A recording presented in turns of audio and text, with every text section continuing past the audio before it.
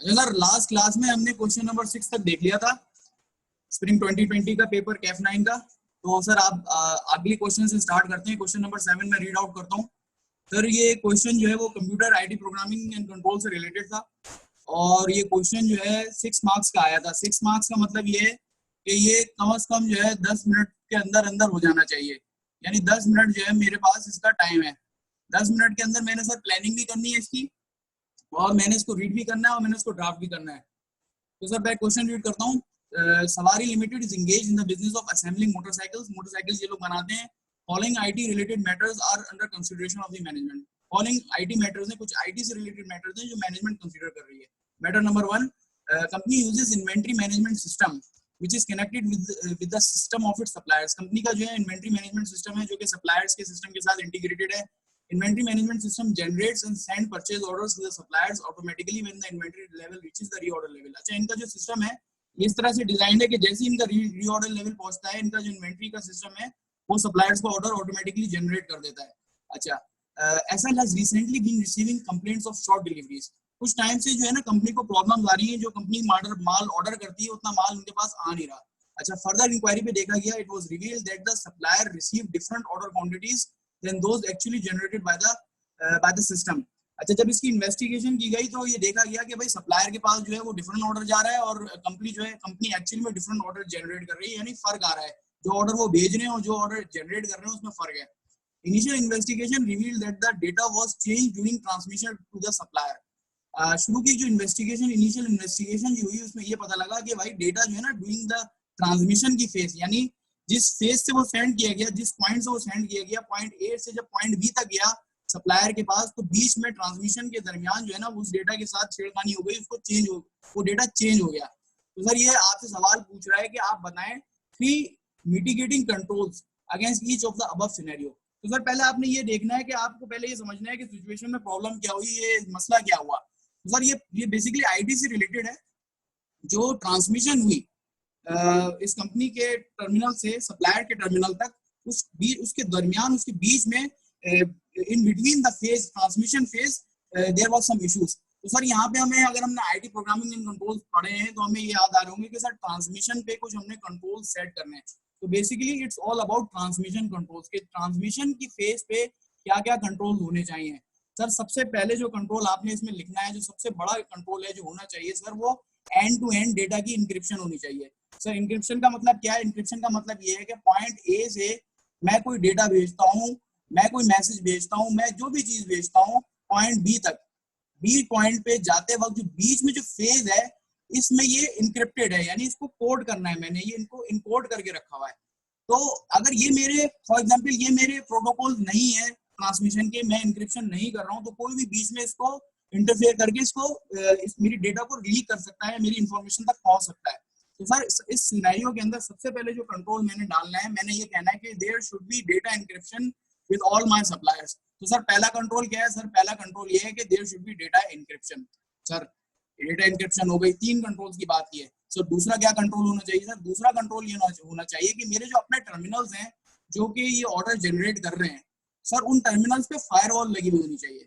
Sir इसका क्या मतलब है? इसका मतलब ये है कि सर इस बात की पॉसिबिलिटी को मैंने रूल आउट करना है कि कोई हैकर या कोई परपिट्रेटर मेरे सिस्टम में आगे, मेरे टर्मिनल पे आके उसके डेटा को आगे पीछे कर दे। तो सर फायरवॉल में और इंक्रिप्शन में फर्क है। इंक्रिप्शन जो होता है ट्रांसमिशन फेज के दरमियान होता है, यानी इन बिटवीन द फेज, और आपका फायरवॉल जो होता है वो टर्मिनल्स पे होता है, यूजर के टर्मिनल्स पे होता है, सेंडिंग और रिसीविंग टर्मिनल्स के दरमियान होता है, और बीच में जो होती है डेटा इंक्रिप्शन होती है। तो सर फायरवॉल भी मैंने इंस्टॉल करनी है अपने टर्मिनल्स पे, ताकि कोई पोटेंशियल परपिट्रेटर आके मेरे डेटा को या मेरे सिस्टम में आगे चेंजेस ना करे। तो there should be firewall, there should be firewall to prevent intrusion into the programs that send and receive data both। यानी अगर आप रिसीविंग टर्मिनल पे, तो रिसीविंग टर्मिनल पे भी आपका फायरवॉल होना चाहिए in addition to data encryption, और सेंडिंग टर्मिनल पे भी। सर ये तो दूसरा कंट्रोल हो गया। सर तीसरा कंट्रोल क्या होना चाहिए? सर ये जो आपका इन्वेंट्री मैनेजमेंट सिस्टम है ना, बेसिकली एक एप्लीकेशन है, बेसिकली एप्लीकेशन है। और आपने जब आईटी प्रोग्रामिंग कंट्रोल्स पढ़े थे तो आपने 2 तरह के कंट्रोल्स पढ़े थे। आपने एक जनरल आईटी कंट्रोल्स पढ़े थे और एक आपने एप्लीकेशन आईटी कंट्रोल्स पढ़े थे। सर ये जो आपके ऊपर के जो कंट्रोल है ना, ये बेसिकली 1 और 2 ये एक सॉर्ट ऑफ जनरल कंट्रोल्स हैं कि आपका जो डेटा जाएगा वो एंड टू एंड एन्क्रिप्टेड होना चाहिए, there should be firewall installed on the system. ये सब जनरल कंट्रोल हैं। अब कुछ हम एप्लीकेशन कंट्रोल्स की बात करते हैं। सर एप्लीकेशन कंट्रोल्स में मैं ये कहता हूँ कि प्रोग्राम में ये जो मेरा इन्वेंट्री मैनेजमेंट सिस्टम है, इसमें कुछ ऐसे कंट्रोल्स होने चाहिए जो कि इंश्योर करे कि करेक्ट डेटा ट्रांसमिटेड हो, यानी जिस फॉर्म में वो भेजा गया है, जिन क्वांटिटीज में भेजी गई है, जो जो उसकी फील्ड्स भेजी गई हैं, वो तमाम फील्ड्स मेरे सप्लायर तक पहुंचे। तो there should be basically an application control, program control with in this IMS। तो सर तीसरा कंट्रोल ये हो गया। 3 कंट्रोल्स आपके पूछे थे, आपने 3 कंट्रोल्स बता दिए। अच्छा तुम लोग जो है ना यार चैट पे जरा रहो मेरे साथ, क्योंकि ये टेक्निकल थोड़ा सा एरिया है और मैं तुम लोगों से पूछूंगा कि तुम लोग क्या लिख के आए थे। मैं क्वेश्चन पूरा कर लेता हूँ, फिर तुम लोगों से पूछता हूँ, क्योंकि यार ये बड़ा आसान, मतलब 6 मार्क्स का जो था ना, ये बहुत आसान क्वेश्चन था, इसमें ज्यादा नहीं लिखना था। इसने कहा है सजेस्ट एनी 3 मिटिगेटिंग कंट्रोल। तो सजेस्ट का मतलब ये कि यार बस तुमने सिर्फ इसको जॉट डाउन नहीं करना, थोड़ा सा इसको एक्सप्लेन करना पड़ेगा कि यार मैं क्यों सजेस्ट कर रहा हूँ कि डेटा एन्क्रिप्शन होनी चाहिए, फायरवॉल्स होनी चाहिए। तो थोड़ा सा इसको थोड़ा सा लिखना पड़ेगा, क्योंकि 6 नंबर का है। अच्छा सर पार्ट 1 कर लिया, पार्ट 2 देख लेते हैं। पार्ट 2 ये कह रहा है कि एसएल्स IT data room maintained at its head office cot fire, यानी कंपनी के डेटा रूम में जो था वो आग लग गई थी। All data including the last month backup kept with in the premises were lost. सारा डेटा जो था, जो कि बैकअप का था, जो कि प्रेमिसेस में रखा हुआ था पिछले महीने का, वो लॉस्ट हो गया और क्रिटिकल हार्डवेयर को भी नुकसान पहुंचा। Consequently companies IT operation suffered a down time of 10 days, यानी 10 दिन तक जो है उनके IT के ऑपरेशंस डाउन रहे, यानी 10 दिन तक जो है वो उनके ऑपरेशंस, उनकी रिकॉर्डिंग में, उनकी दूसरी मुख्तलिफ रिकॉर्ड कीपिंग के अंदर प्रॉब्लम्स आई होंगी और उनको अपने मैनुअली सिस्टम चलाना होगा। अच्छा सर इसको देख के आइडिया ये हो रहा है कि इनकी IT की डिपार्टमेंट की प्लानिंग सही नहीं हुई। सर आपने जब आपने पढ़ा होगा कि कभी भी IT रूम को इस तरह से ऑर्गेनाइज नहीं किया जाता कि उसका बैकअप जो है वो IT में ही रख दिया जाए। तो सर सबसे बड़ा जो इसमें सबसे बड़ी जो मिस्टेक हुई है इस IT के सेटअप में, वो ये है कि सर बैकअप का जो डेटा है ना, वो उन्होंने IT के रूम में ही रख दिया। तो सर मेरा कंट्रोल ये होना चाहिए कि बैकअप के डेटा को ना मैं एक सेपरेट लोकेशन पे रखूं, एक सिक्योर लोकेशन पे रखूं, एक सेपरेट लोकेशन पे रखूं, क्योंकि अगर फॉर एग्जांपल अगर आग लगेगी इस लोकेशन में तो दूसरी लोकेशन सेफ होगी। तो सर बैकअप डेटा का सबसे बुनियादी उसूल ये है कि it is to be kept at a separate location, at a different location. तो सर पहले आपका हो गया कि भाई सेपरेट लोकेशन पे आपने बैकअप का डेटा रखना है। सर दूसरा मसला क्या हुआ? दूसरा जो इनको देखिए आप क्वेश्चन पढ़े, क्वेश्चन में लिखा है कि 10 दिन तक इनको डाउन टाइम सफर करना पड़ा है, 10 दिन तक इनका IT जो है वो ठप पड़ा रहा। भाई 10 दिन बहुत होते हैं। 10 दिन में तो कंपनी, अगर कोई बैंक हो ना, तो इनकी ऐसी तैसी हो जाए तो बिल्कुल इनका दिवाली निकल जाएगा। 10 दिन तक इनके किसी भी बैंक या किसी भी बड़ी कंपनी के ऑपरेशन ना चले, क्योंकि आजकल IT के बगैर तो ऑपरेशन चलते ही नहीं है किसी के। तो सर 10 दिन तक अगर इनके ऑपरेशन नहीं चले तो इसका मतलब ये है कि भाई ये इन्होंने कोई डेमोस की नहीं, इन्होंने कोई पीरियोडिक या ad hoc BCB business continuity planning और डिजास्टर रिकवरी प्लानिंग की इन्होंने ड्रिल्स परफॉर्म ही नहीं की। तो इनको ये चाहिए कि सर रेगुलर बेसिस पे अपने सिस्टम को चेक करने के लिए पीरियोडिक और एडहॉक बिजनेस कंटिन्यूटी प्लानिंग और डिजास्टर रिकवरी ड्रिल्स परफॉर्म करनी चाहिए। और सर अच्छी कंपनीज के अंदर ना ये एक्टिविटीज यूजुअली हर 3 महीने के बाद परफॉर्म होती हैं। तो बेसिकली अगर ये एक्टिविटीज अगर परफॉर्म कर रहा होता ना ये सवारी लिमिटेड, तो इन्हें पता लग जाता है कि यार अगर फॉर एग्जांपल साइट को नुकसान पहुंचता है या फॉर एग्जांपल कोई नेचुरल कैलेमिटी आती है या फॉर एग्जांपल आग लगती है, तो भाई आप अपने ऑपरेशन को रिज्यूम कैसे करोगे, कितनी जल्दी रिज्यूम करोगे, आपका डाउन टाइम कितने से कितना कम होगा। तो ये जानने के लिए आपको भाई प्रैक्टिस करनी पड़ेगी। तो ये आपका एक कंट्रोल है, पीरियोडिक और ad hoc business continuity planning and disaster recovery drills आपने हर हालत में परफॉर्म करनी है, चाहे आपका जितना अच्छा भी कोई डिपार्टमेंट क्यों ना हो। अच्छा सर 3 कंट्रोल पूछे, तीसरा कंट्रोल क्या होना चाहिए? सर तीसरा कंट्रोल जो मैं सजेस्ट कर सकता हूँ, मैं ये कहूंगा कि यार देखो मल्टीपल बैकअप साइट्स रख लो, सिर्फ एक बैकअप साइट नहीं बनाओ। क्योंकि बाज़ औक़ात ये होता है, जैसे यार मैं तुम्हें अपनी कंपनी का ना मैं सिनेरियो बता रहा हूँ तुम्हें अपनी कंपनी का। मैं म्यूचुअल फंड इंडस्ट्री में हूँ। तो जब से ये कोरोना आया तो भाई हेड ऑफिस में जो है एम्प्लॉयज नहीं जा सकते थे, और हमारी म्यूचुअल फंड इंडस्ट्री है, फंड मैनेजमेंट का काम है। तो सब जो है वो अपने घर से काम कर रहे हैं, रिमोटली सब हम लोग अपने घर से काम कर रहे हैं। लेकिन यार ऐसा नहीं हो सकता, जो IT के जो हमारे ऑपरेशन है ना, वो तो हमारे हेड ऑफिस से ही परफॉर्म होने थे। तो हमने उसको स्प्लिट कर दिया, हमने कहा कि नहीं यार IT के अगर हम हेड ऑफिस से सारे ऑपरेशन परफॉर्म करेंगे तो फिर ये तो लॉस की रेगुलेशन नहीं होगी, पूरा IT डिपार्टमेंट वही चाहिए होगा। तो हमारे जो मुख्तलिफ सेल्स सेंटर थे ना, मुख्तलिफ जो हमारे सेविंग सेंटर्स हैं, वहाँ पे हमने IT टीम्स को वहाँ पे ऑर्गेनाइज कर दी, मतलब 2-2 3-3 हमने इंडिविजुअल्स को असाइन कर दिया और वहाँ पे हमारा सारा डेटा बैकअप हुआ हुआ है। यानी हमारी इनकेस अल्लाह ना करे कि इनकेस हमारे हेड ऑफिस को नुकसान पहुंचता है, तो हमारे पास एक नहीं मल्टीपल रिकवरी साइट्स हैं। तो मेरा कहने का मकसद ये है कि यार बैकअप की साइड सिर्फ एक नहीं रखो। पहली बात तो ये कि बैकअप का डेटा यार एक अलग साइड पे रखो, एक सिक्योर साइड पे रखो। दूसरी बात ये कि अगर आप अफोर्ड कर सकते हो तो मल्टीपल बैकअप साइट्स रखो, एक बैकअप साइट ही रखो। उसमें हो सकता है फॉर एग्जांपल एक सिटी है, मिसाल के तौर पे अल्लाह ना करे कराची में फॉर एग्जांपल अर्थक्वेक आ जाता है, बिल्डिंगें गिर जाती, तो कराची में जितने भी हमारे सेविंग सेंटर्स हैं, जो भी हेड ऑफिस है, वो तो गए। लेकिन फॉर एग्जांपल अगर हमारा लाहौर के अंदर हमारा बैकअप साइट है, तो लाहौर से हम अपने ऑपरेशंस अक्रॉस द कंट्री हम रिज्यूम कर सकते हैं। तो बैकअप साइट्स का होना बहुत जरूरी है। और बैकअप साइट्स तमाम एक लोकेशन पे नहीं होंगी, तमाम एक रीजन में नहीं होंगे, they should be across multiple regions. Sir ठीक है सर, ये बहुत सिंपल सा सवाल था। अब यार मुझे चैट पे बताओ, तुम लोग जितने भी सुन रहे हो ईमानदारी से, कि यार इस सवाल पे तुम लोग ये बातें लिख के आए थे या नहीं आए थे? आप चैट पे बताओ, चैट देख रहा हूँ।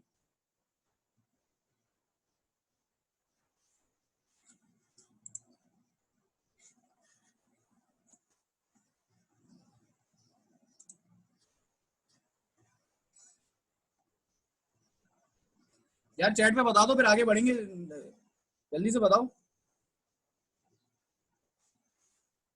एक बच्चा बता रहा है फर्स्ट पार्ट तो सही लिख दिया था, यानी फर्स्ट इसका पार्ट जो था उसमें बातें लिख ली थी, सेकंड पार्ट में ये बातें मैं नहीं लिख सका था। अच्छा ऐसा तो यार मतलब इसमें क्या नहीं लिखा तुमने? ये बैकअप वगैरह की बात की थी तुमने कि बैकअप जो है डिफरेंट साइड पे होना चाहिए और आपको ad hoc periodic continuity business recovery planning disaster recovery planning करनी है, ये बातें नहीं लिखी तुमने?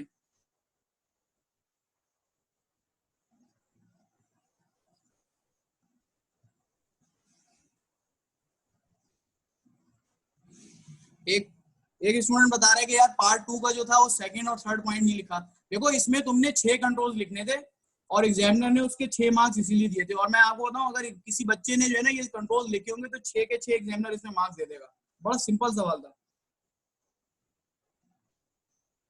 यार। अच्छा 2-3 बच्चों ने रिपीट किया इसमें कि यार रिकवरी की बात हो रही है, भाई डेटा रिकवरी की बात नहीं हो रही यहाँ पे, डेटा रिकवरी की बात नहीं हो रही। डेटा रिकवरी तो एक आईटी का टेक्निकल एस्पेक्ट है कि अगर डेटा खराब हो गई, हार्ड डिस्क खराब हो गई, किसी खराब हो गई तो कैसे रिकवर करना है, वो भाई टेक्निकल मामला है। यहाँ ये बात नहीं हो रही, यहाँ ये बात हो रही है कि ये होना नहीं चाहिए था, ऐसा क्यों हुआ, इस बात की पॉसिबिलिटी को आइंदा ये ना हो, तो उसके लिए कंट्रोल क्या यार देखो मिटिगेशन का मतलब ये है कि इस चीज को होने ना दें या इस चीज को होने से रोकें। तो यार ये बातें याद रखना, मिटिगेशन का क्या मतलब है, मिटिगेटिंग कंट्रोल, मिटिगेटिंग का मतलब ये है कि ऐसा होने से रोकें, ऐसा आइंदा ना हो, पॉसिबिलिटी को रोकें। तो ये यार ये टेक्निकल वर्ड्स हैं जो तुम लोगों को यार पता होने चाहिए। आप क्वेश्चन जब आप अटेम्प्ट करते हैं तो इनको रीड करा करें। तभी मैंने आपको बताया कि यार सवाल आप जब पढ़ लो ना तो पहले आप क्वेश्चन की रिक्वायरमेंट पढ़ो, फिर पूरा सवाल पढ़ लो, फिर क्वेश्चन की रिक्वायरमेंट पढ़ो कि पूछ क्या रहा है वो। और यार एक बात खुद देखो कि तुमसे वो ये थोड़ी पूछेगा कि डेटा रिकवरी किस तरह होगी, तुम ये थोड़ी बोलोगे कि आप तुम टेक्निकल आईटी के बंदे थोड़ी हो, तुमसे तो कंट्रोल्स की चीजें पूछेगा ना। सही है, चलो आगे चलते हैं, आगे चलते हैं सर। आगे जो है ना वो अपॉइंटमेंट का केस है और ये जरा इंटरेस्टिंग होता है अपॉइंटमेंट का हर दफा। तो सर अपॉइंटमेंट ऑफ ऑडिटर्स का क्वेश्चन नंबर 8 है, इसको पढ़ते हैं। सर इसकी रिक्वायरमेंट पढ़ लें। रिक्वायरमेंट कह रहा है in the light of the companies act discuss whether any of the above firms can be appointed as external auditor of the company. अच्छा यही वही कह रहा है कि भाई कंपनीज एक्ट के मद्देनजर रखते हुए ये ऑडिटर्स जो हैं, ये फर्म जो हैं, ये ऑडिटर कंपनी की अपॉइंट हो सकती हैं नहीं। सर 6 मार्क्स का क्वेश्चन है। 6 मार्क्स का मतलब है कि सर ये 10 मिनट के अंदर हो जाना चाहिए। 6 मार्क्स का है तो 10 मिनट के अंदर ये हो जाना चाहिए, मैक्सिमम 10 मिनट होने चाहिए। अच्छा सर अब पढ़ लेते हैं क्वेश्चन को। तो क्वेश्चन कह रहा है कि wealthy bank limited, sir bank है, बैंक है, ये बड़ा ख्याल रखिएगा, बैंक है। बैंक के ऑपरेशंस क्या है, बैंक जो है वो सर डिपॉजिट्स लेती है और लैंडिंग देती है लोगों को, ठीक है ना, पैसों का लेन देन होता है बैंक का काम। बैंक के ऑपरेशंस की बात कर रहा हूँ मैं, दोबारा रिपीट कर रहा हूँ, बैंक है। इस कंसीडरिंग अभी कंसीडर कर रही है to appoint external auditor for the year ended June 2020, ठीक है, अपॉइंटमेंट कंसीडर कर रहे हैं। Bank has shortlisted the following 3 audit firms for appointment as external auditor and has presented certain matter to each of them for your consideration. भाई 3 firms के नाम उन्होंने consider कर लिए हैं और कहा है कि भाई इन तीनों को देख लें कि ये इनमें से कौन अपॉइंट हो सकता है या नहीं हो सकता कंपनीज एक्ट के तहत। तो सर पढ़ लेते हैं। सर पहली firm brow RF and company chartered accountants. The firm has recently admitted a new partner who worked as CFO till June 2017 of Noor Engineering Limited, a subsidiary of WBL। अच्छा यहाँ ये कह रहे हैं कि ये WBL तो तुम्हारी कंपनी है, ठीक है, इसकी एक सब्सिडरी है, इसकी एक सब्सिडरी है, इसकी एक सब्सिडरी नूर इंजीनियरिंग लिमिटेड। सर इस सब्सिडरी में एक इंडिविजुअल एक पार्टनर हुआ करते थे, राव आरएफ एंड कंपनी। वो वहां पे सीएफओ थे टिल जून 2017 तक, और अब सर वो राव आरएफ एंड कंपनी में पार्टनर है। सर इनको मजीद समराइज करें, सर डब्ल्यूबीएल ने राव आरएफ एंड को ऑफर दी है अपॉइंटमेंट की।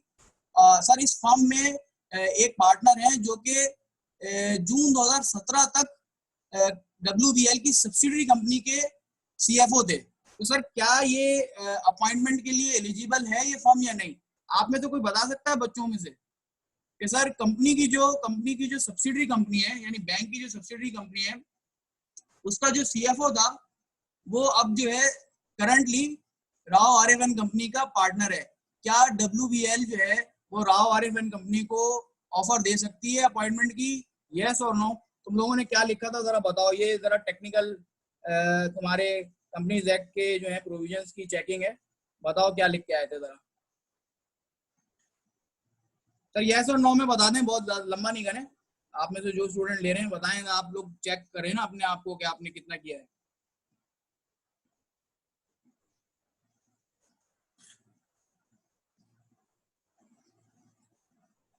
अच्छा एक बच्चे ने लिखा है, अच्छा एक बच्चे ने लिखा है कि सर नहीं, एक बच्चे ने लिखा है यस। अच्छा मैं इसका जवाब बता दूं। देखो ये जो है ना, ये फर्म अपॉइंट नहीं हो सकती, यानी डब्ल्यूबीएल बैंक जो है वो इस राव आरएफ एंड को अपॉइंट नहीं कर सकता, क्योंकि आपको कंपनीज एक्ट की जो प्रोविजंस थे उसमें आपको एक्सक्लूजन आपको याद होनी चाहिए कि कंपनी हर उस बंदे को जो कि कंपनी का एम्प्लॉय, डायरेक्टर या ऑफिसर है करंटली या पिछले 3 सालों तक रहा है, उसको एज एन ऑडिटर अपॉइंट नहीं कर सकती। कंपनी किसी ऐसे पर्सन को जो कि उसका डायरेक्टर, ऑफिसर और अदर एम्प्लॉय रहा है करंटली या पिछले 3 सालों में, उसको as an auditor company appoint नहीं कर सकती।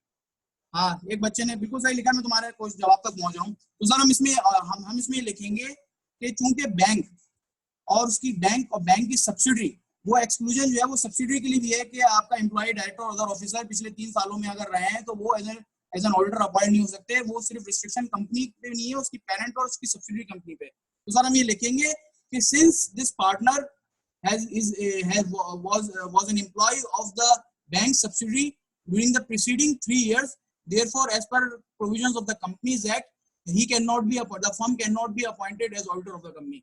बच्चों ये फर्म जो है अपॉइंटमेंट के लिए एलिजिबल नहीं है, ये अपॉइंट नहीं हो सकती, क्योंकि जो कंपनी की सब्सिडरी कंपनी है उसका जो सीएफओ है वो करंटली फर्म का पार्टनर है और उसको 3 साल अभी मुकम्मल नहीं हुए हैं उसको रिजाइन किए हुए सीएफओ, तो he can not be appointed, this firm can not be appointed as auditor.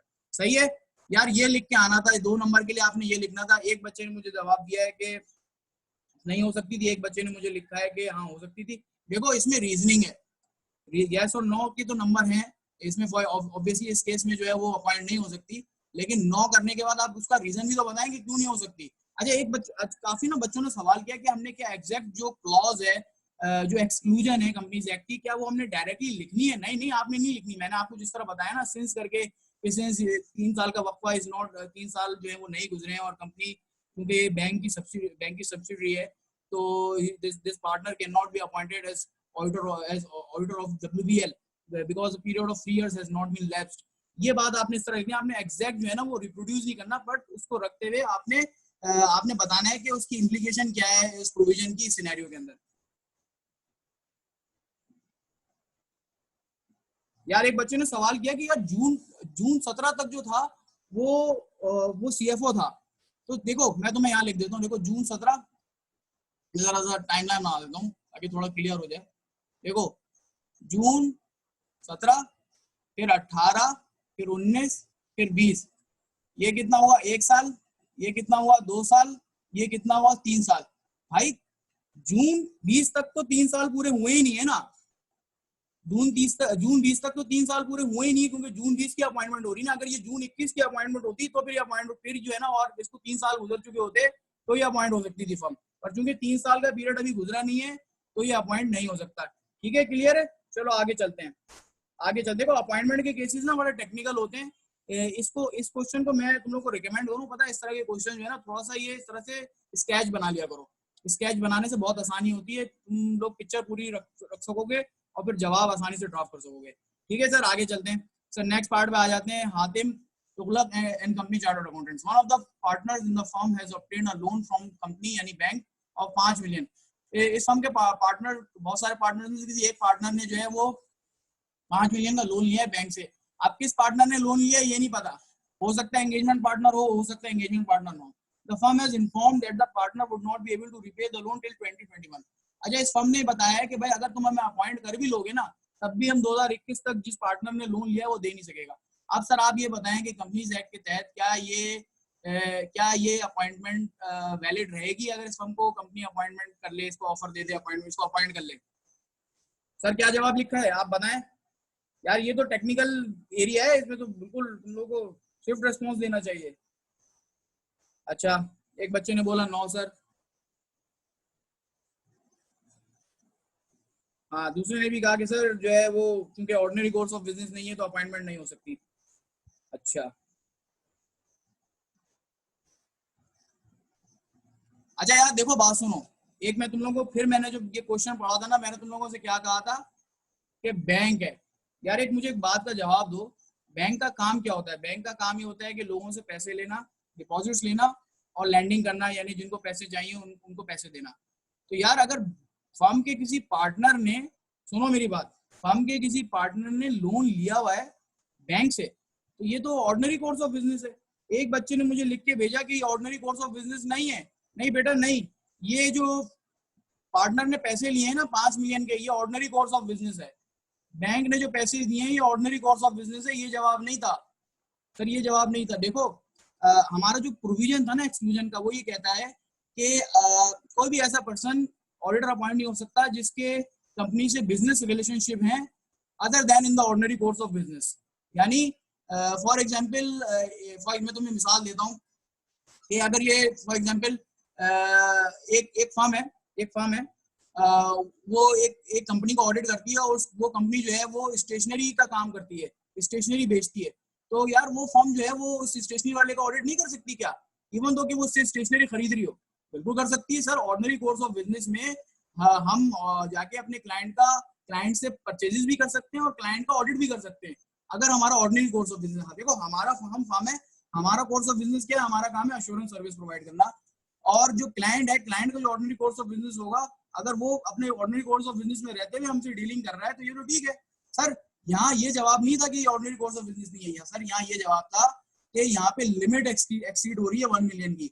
हम आपको याद होगा कि क्रेडिट कार्ड इशूअर से या किसी बैंकिंग कंपनी से कोई भी इंडिविजुअल 1 मिलियन से ज्यादा का लोन नहीं ले सकता। अगर वो 1 मिलियन से ज्यादा का लोन लेगा तो इन दैट केस, इवन दो कि वो ऑर्डिनरी कोर्स ऑफ बिजनेस में है, तो कंपनीज एक्ट जो है, कंपनी एक्ट के प्रोविजन मना कर रहे हैं, वो इंडेप्टेड हो जाएगा, बहुत ज्यादा उसकी इंडेप्टेड होगी, बहुत ज्यादा उस पर इन्फ्लुएंस कर सकेगा बैंक। तो सर इसमें हमने ये लिखना है कि even though this is an indebtedness case, even though this is within the ordinary course of business of the bank, but since the partner in the firm has taken loan of rupees greater than 1 million, therefore as per provisions of Companies Act, such a firm cannot be appointed as auditor of the company until unless the partner repays loan of 4 million rupees or या return entire amount of the loan।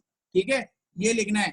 ये बात नहीं लिखनी थी कि ordinary course of business में नहीं है। भाई ऑर्डिनरी कोर्स ऑफ बिजनेस में ही था, लेकिन यहाँ पे सिर्फ लिमिट का मसला आ रहा था कि 1 मिलियन से ज्यादा का लोन लेके बैठे हुए थे।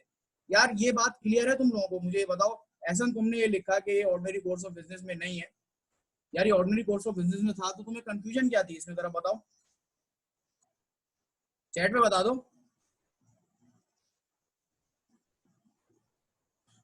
यार। इस स्टेज पे जो है ना अपनी अपनी मिसकंसेप्शंस क्लियर कर लो, क्योंकि एग्जामिनर जो है ना इसी तरह का घुमा के सवाल देता है, इसी तरह का देता है घुमा के। तो आपको ये पता होना चाहिए कि रेगुलर कोर्स ऑफ बिजनेस कौन सा है, कौन सा रेगुलर कोर्स ऑफ बिजनेस नहीं है, उसमें कोई एक्सेप्शन है या नहीं है। चलो समझ में आ गया? ठीक है यार। इसी एक्सक्लूजन के बाद एक और एक्सक्लूजन भी थी बिजली के बिलों वाली, वो भी याद होगी तुम लोगों को, 3 महीने 90 डेज की। हाँ देखो वही गलती तुमने बताया ना कि जैसे तुम भूल गए कि ये बैंक है यार, तो ये इसीलिए तो वेल्दी बैंक लिमिटेड ऊपर उसने लिख दिया है ना, तो एग्जामिनर बताएगा थोड़ी। चलो यार ये इंसान को ना प्रैक्टिस करने से ही सीखता है, गलती करके इंसान सीखता है, कोई ऐसी दिल पे लेने वाली बात नहीं। चलो आगे चलते हैं सर। तीसरा केस राशिद। अच्छा इसमें ना जवाब बहुत लंबा नहीं करना है, टू दी पॉइंट लिखना है, टू दी पॉइंट लिखना है। ज्यादा लंबा करोगे तो फिर वो टाइम निकल जाएगा यार, टाइम लिमिट को भी ख्याल में रखना है। चलो सर आगे बढ़े, सी पे आ जाए। Rashid Karim and company chartered accountant. Rashid one of the partners in the firm has several commercial properties in Lahore. Lahore में सेवरल कमर्शियल प्रॉपर्टीज हैं, इस फर्म के पार्टनर हैं। He has rented out 5 properties to WBL for its branch operations। अच्छा, लाहौर में जो इनकी branches हैं उसमें वहां पे पार्टनर हैं Rashid Karim and one of the partner in the firm. इनकी लाहौर में जो है वो प्रॉपर्टीज हैं काफी सारी, और इन्होंने कंपनी को रेंट पे दी हुई है। सर ये सीन ये है कि WBL बैंक है, इन्होंने राशिद करीम एंड कंपनी को ऑफर दी है कि आप हमारे ऑडिटर बन जाए, लेकिन मसला ये आ रहा है कि मिस्टर राशिद जो है ना, इनके एग्रीमेंट्स बने हुए हैं, इनके एग्रीमेंट हुए हुए हैं WBL के साथ, रेंटल एग्रीमेंट, पर्सनल कैपेसिटी में इनके रेंटल एग्रीमेंट बने हुए हैं। अच्छा सर, ये ऑफर देने से पहले जो है WBL जो है वो रेंटल पे चल रही है विद मिस्टर राशिद। तो इसका मतलब ये है कि इनके रेंटल एग्रीमेंट चल रहे हैं।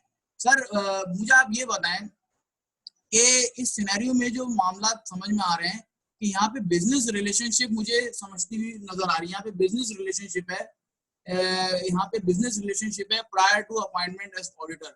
सर यहाँ पे ये जो बिजनेस रिलेशनशिप है, क्या ये ऑर्डिनरी कोर्स ऑफ बिजनेस में है या नहीं? यानी mister A, first call mister A या मिस्टर राशिद जो है, मिस्टर राशिद जो है ये पहले से इनके पहले से ओनर है और WBL इनका टेनेंट है, और मिस्टर राशिद जो है वो फर्म के पार्टनर भी हैं। तो क्या मिस्टर राशिद का ये ऑर्डिनरी कोर्स ऑफ बिजनेस है जो ये रेंटल पे बिजनेस, ये रेंटल पे जो ये अपनी प्रीमिसेस देते हैं बैंक्स को, क्या ये इनका ऑर्डिनरी कोर्स ऑफ बिजनेस है या नहीं है? सर ये इनका ऑर्डिनरी कोर्स ऑफ बिजनेस नहीं है। फर्म का काम जो ऑर्डिनरी कोर्स ऑफ बिजनेस होता है वो अश्योरेंस सर्विसेज प्रोवाइड करना होता है। देखो मैं इस तरह से तोड़ रहा हूँ, मैं ये देख रहा हूँ कि राशिद ने जो रेंटल प्रॉपर्टीज दी हुई है बैंक को, क्या राशिद का ये ऑर्डिनरी कोर्स ऑफ बिजनेस है? नहीं सर, राशिद तो चार्टर्ड अकाउंटेंट है, उसको फर्म खोल के बैठा हुआ है, तो उसका काम तो उसका ऑर्डिनरी कोर्स ऑफ बिजनेस जो है वो अश्योरेंस सर्विस प्रोवाइड करना है। तो सर ये ऑर्डिनरी कोर्स ऑफ बिजनेस में तो नहीं हुआ। तो यानी कि इसका मतलब ये है कि इस पार्टनर की जो ये रिलेशनशिप है WBL के साथ, ये ऑर्डिनरी कोर्स ऑफ बिजनेस में नहीं है। तो सर हमारा कंपनी एक्ट ये कहता है कि हर वो पर्सन जिसके कंपनी के साथ other then in the ordinary course of business को रिलेशनशिप है, वो एज एन ऑडिटर अपॉइंट नहीं हो सकता। तो यहाँ हम ये कहेंगे कि चूंकि यहाँ पे हम ये कहेंगे कि चूंकि फर्म के यानी पार्टनर के रेंटल एग्रीमेंट्स हैं विद WBL जो कि ऑर्डिनरी कोर्स ऑफ बिजनेस नहीं है, therefore WBL can not appoint Rashid Karim and company as chartered accountant as auditors for the company. ठीक है, ये आप लिख के आएंगे, उसमें रीजनिंग आप ये लिखेंगे। यहाँ पे जो है other than ordinary course of business का सीन है पार्ट सी में राशिद करीम एंड कंपनी के अंदर, यहाँ other than ordinary course of business की आपने बात करनी है। सर ये कौन लिख के आया था, इसका जवाब बताएं, तुम लोगों में से कौन ठीक लिख के आया था ये बात?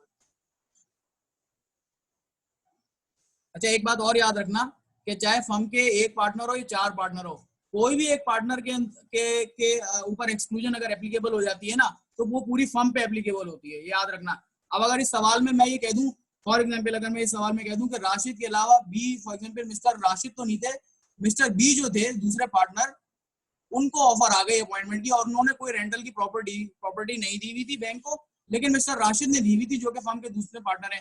तो देन इन दैट केस तब भी ये फर्म एलिजिबल थी? नहीं सर, तब भी ये फर्म एलिजिबल नहीं थी, क्योंकि उसका जो दूसरा पार्टनर है फर्म का, उसके other than ordinary course of business relationships हैं विद दैट क्लाइंट। तो याद रखना, फर्म के केस में कोई भी एक पार्टनर पे अगर एक्सक्लूजन एप्लीकेबल हो जाए तो इंटायर फर्म जो है वो आपकी इनएलिजिबल हो जाती है अपॉइंटमेंट के लिए। सही है, चलो ये तो बच्चों ने ठीक लिखा था। एक बच्चे ने सवाल पूछा, जरा पढ़ लूं।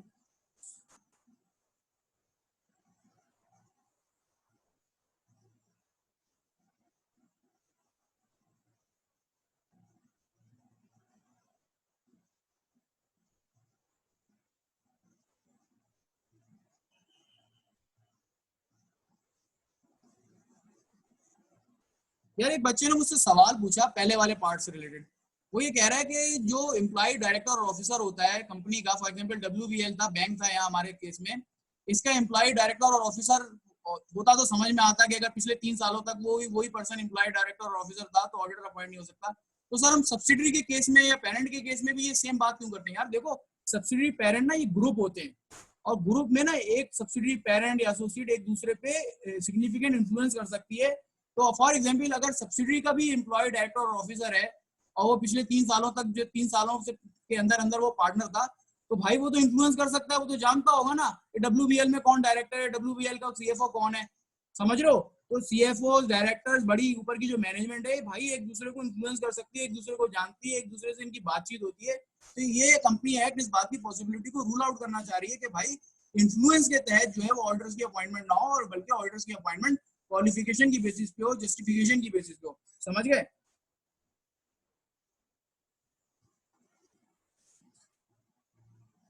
यार पेरेंट का भी है, सब्सिडी का भी, दोनों है, पेरेंट सब्सिडी दोनों, आप पढ़ लो, पेरेंट सब्सिडी दोनों है। पेरेंट की फॉर एग्जांपल अगर यहाँ WBL का कोई पेरेंट होता ना, ये सब्सिडी की जगह फॉर एग्जांपल मैं कह दूं यहाँ पेरेंट भी होता, तो तब भी सेम बात ही थी। अगर इसका कोई पेरेंट होता तब भी जो है वो इनएलिजिबल रहता वो पार्टनर, क्योंकि उसको 3 साल जो है वो 3 साल अभी पूरे नहीं होते और वो CFO था, ठीक है। तो सब्सिडी हो या पेरेंट हो, बात वही है, क्योंकि ये एक दूसरे को इन्फ्लुएंस कर सकते हैं। सर आगे बढ़े, बच्चों क्लियर है, आगे बढ़े, चलो सर आगे बढ़ते हैं। सर नेक्स्ट क्वेश्चन है कोड ऑफ एथिक्स का, नेक्स्ट क्वेश्चन है कोड ऑफ एथिक्स का, क्वेश्चन नंबर 9। तो इसको पढ़ लेता हूं मैं। तो ये कितने मार्क्स का है, 3 मार्क्स का है, और इसकी रिक्वायरमेंट ये 3 मार्क्स का मतलब ये है कि यार 5 मिनट के अंदर हो जाना चाहिए, थोड़ा सा सवाल है ये। इसकी रिक्वायरमेंट ये है कि in the light of code of ethics for chartered accountant discuss any 3 factors that your firm should consider while disclosing client information to the investigation committee. ये कह रहे हैं कि क्लाइंट की इन्वेस्टिगेशन हुई है किसी की, तो कौन से 3 फैक्टर्स को कंसीडर करना है while disclosing the confidential information of the client. ये कह रहा है कि यार क्लाइंट की कोई भी कॉन्फिडेंशियल इंफॉर्मेशन अगर आपने किसी को डिस्क्लोज करनी है, यानी आप फर्म है और आपको डिस्क्लोज करनी पड़ गई, तो यार क्या किन फैक्टर्स को कंसीडर करना है। अच्छा फैक्टर्स की बात हो रही है तो इसका मतलब फैक्टर्स को कंसीडर करना है। मैं सवाल पढ़ लेता हूँ। You are partner in form of chartered accountant, you have received a letter from a special investigation committee form by the government. Special investigation committee, देखो यहाँ पे मैं हाईलाइट कर रहा हूँ, यानी कि कुछ इन्वेस्टिगेशन हो रही है, कुछ मामला गड़बड़ है। Form by the government, government की बात आ गई, to investigate the affairs of Naqshbandi limited. Your client Rahim limited is a subsidiary of Naqshbandi limited. यानी तुम्हारे पेरेंट की बात हो रही है, तुम्हारा जो क्लाइंट है वो सब्सिडरी है, और तुम्हारे क्लाइंट के पेरेंट के बारे में इन्वेस्टिगेशन चलाई है गवर्नमेंट ने। The investigation committee requires you to submit the details of all transactions carried out by the subsidiary with parent and its related parties। भाई ये तुमसे ये कह रहा है, कमेटी का तुम्हारे पास जो लेटर है वो ये कह रहा है कि भाई ये जो RL है रहीम लिमिटेड, जो कि जिसके तुम ऑडिटर हो, तुम इसकी जितनी भी रिलेटेड पार्टी ट्रांजेक्शन है ना विद द पेरेंट और अदर रिलेटेड पार्टीज, इस पे जो है ना रिपोर्ट दो जरा। में बताओ कौन कौन सी रिलेटेड पार्टी ट्रांजेक्शन है सब्सिडरी की with Naqshbandi, with of the subsidiary with Naqshbandi यानी पेरेंट। अच्छा the committee also requires you to report the transactions value. ये कह रहे हैं कि भाई सिर्फ ट्रांजैक्शंस के बारे में नहीं बताओ कि एक हुई है, 2 हुई है, कितनी हुई है, उनकी वैल्यू भी बताओ, और ये बताओ वो आर्म लेंथ पे हुई है नहीं हुई, यानी willing buyer, willing seller, willing और मार्केट प्राइस पे हुई है नहीं हुई। ये तो बड़ा लंबा काम हो गया यार, इसमें तो मतलब ठीक ठाक उसको ऑर्डर को काम करना पड़ जाएगा सब्सिडी के, जो कि हाँ है। अब सवाल ये कि भाई आप ये बताएं कि ये जो कॉन्फिडेंशियल इंफॉर्मेशन हम डिस्क्लोज करेंगे किसकी, RL की, विद विद विद नक्शबंदी, क्योंकि मैं ऑडिटर जो है NL का नहीं हूं, मैं ऑडिटर जो हूँ RL का हूँ, RL का ऑडिटर हूँ। RL उसकी सब्सिडी, RL की जो ट्रांजैक्शन हुई है नक्शबंदी से, पेरेंट से और दूसरी रिलेटेड पार्टी से, ये तो मुझे पता होंगी क्योंकि मैं ऑडिटर हूँ, मैंने ऑडिट किया है, ठीक है। IAS 24 के हिसाब से मुझे पता है कौन कौन सी रिलेटेड पार्टी ट्रांजैक्शन हुई है। कंपनी गवर्नमेंट ये कह रही है कि भाई आप इसके ऊपर एक रिपोर्ट दो हमें, जिसमें उसकी ट्रांजैक्शन की वैल्यू पे बताओ, वैल्यू है सही है नहीं है, और आर्म लेंथ पे हुई है नहीं हुई। यार देखो एक बात सुनो, अगर यहाँ पे फर्ज करो ये गवर्नमेंट नहीं आती और ये उल्टा सीधा कोई फॉर एग्जांपल कोई एसोसिएशन बन जाती, या कोई कोई इंडिविजुअल उठ के खड़ा हो जाता और कहता है यार मुझे आप जो है रहीम लिमिटेड की जितनी भी ट्रांजैक्शन हुई है नक्शबंदी लिमिटेड से, इस पे आप डिटेल रिपोर्ट दें, तो सर आप इस पे क्या जवाब देते, सर अभी इसका जवाब दो बच्चों, बता दो। ये मैं तुम लोग की ना एग्जाम के क्वेश्चन के साथ तुम लोग की लर्निंग भी करा रहा हूँ, मतलब इस तरह का बाद में अगर कोई सवाल आ जाएगा तो शायद पिकअप कर लो यहाँ से। फर्ज करो गवर्नमेंट की जगह कोई और आ जाता, मैं उठ के खड़ा हो जाता और मैं कहता भाई मुझे दे दो सारी ट्रांजैक्शन बताओ, तो उस पर तुम क्या जवाब देते।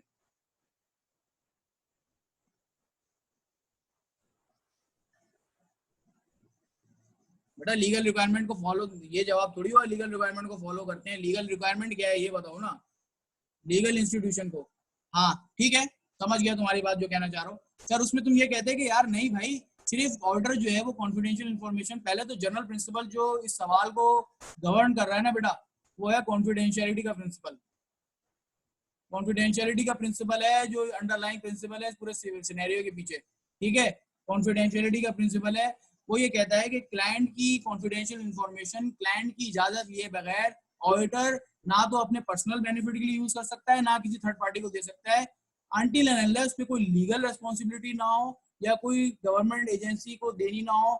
इस तरह की बात, इस तरह की एक्सक्लूजन को कहता है कि अगर उसके ऊपर लीगल रेस्पॉन्सिबिलिटी है तभी इन दैट केस क्लाइंट की इंफॉर्मेशन, कॉन्फिडेंशियल इंफॉर्मेशन वो थर्ड पार्टी को डिस्क्लोज कर सकता है, प्रोवाइडेड दैट वो थर्ड पार्टी कोई गवर्नमेंट इंस्टीट्यूशन हो, ऑडिटर के ऊपर कोई लीगल रेस्पॉन्सिबिलिटी हो। तो इस केस में आप ये कहेंगे कि हाँ, ऑडिटर जो है वो कॉन्फिडेंशियल इंफॉर्मेशन डिस्क्लोज कर सकता है to that government agency considering with the following factors to be considered. इन फॉलोइंग फैक्टर्स को वो कंसीडर करेगा। क्या फैक्टर्स होंगे सर?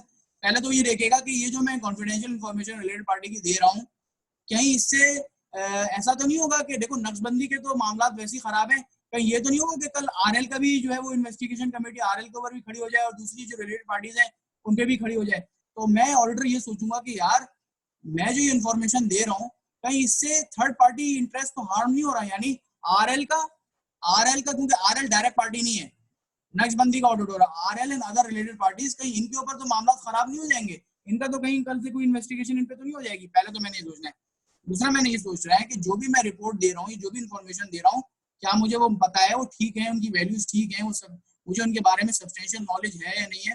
दूसरी बात तो मुझे ये फैक्टर कंसीडर करना है।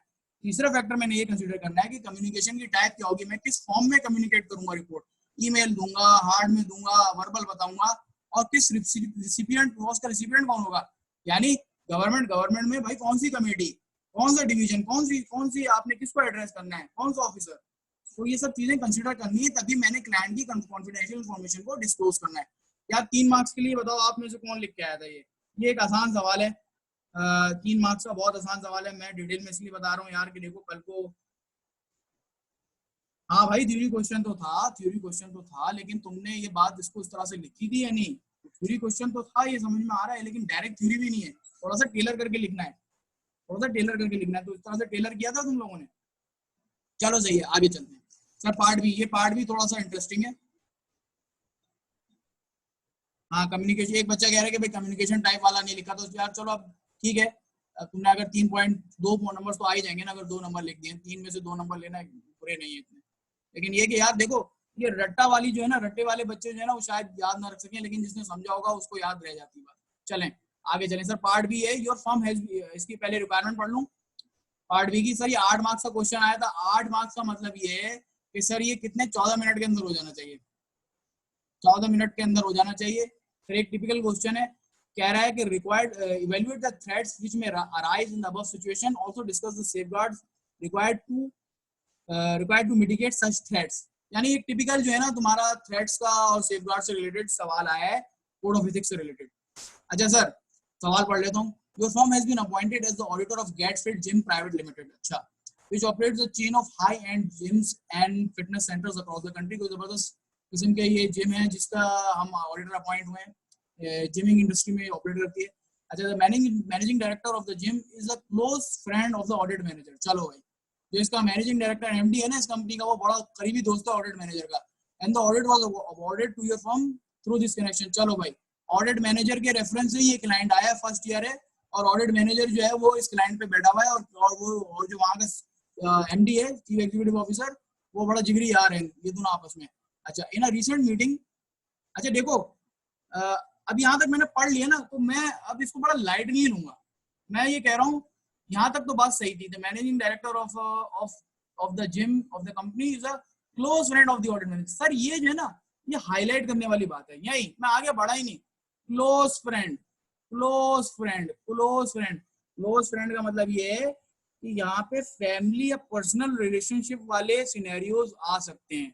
ये फैमिली और पर्सनल रिलेशनशिप वाला कोई सिनेरियो है सर, ये मैंने हाईलाइट कर लिया। आगे चल रहा हूँ। In a recent meeting the managing director of the company has offered to grant membership to all the staff members of your firm at 50% discount. चलो भैया, उन्होंने कह दिया कि यार आप ऑडिटर जो हैं, आप ऑडिटर हमारे बन जाएं, आप बल्कि आप हमारे ऑडिटर बन गए, has appointed, your firm has just been appointed, यानी आप ऑडिटर बन गए। सर अब आप हमारे ऑडिटर तो बन गए, चलें आप हमारे जिम मेंबर भी बन जाएं और आपको 50% का डिस्काउंट देंगे।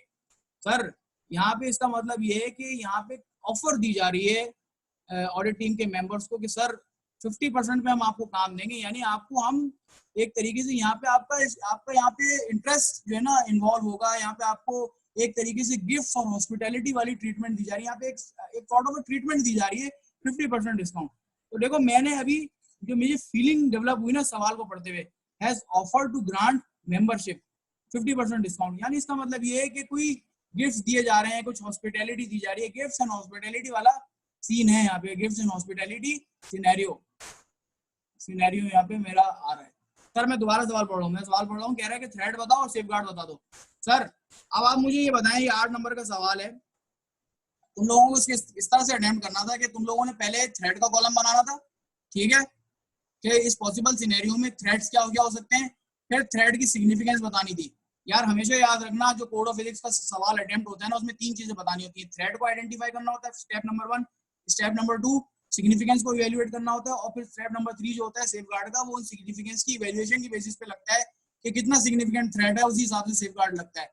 तो पहला स्टेप आपका होगा थ्रेड्स की डिटर्मिनेशन, थ्रेड क्या है, दूसरा स्टेप थ्रेड की इवैल्यूएशन, तीसरा स्टेप जो है सेफगार्ड।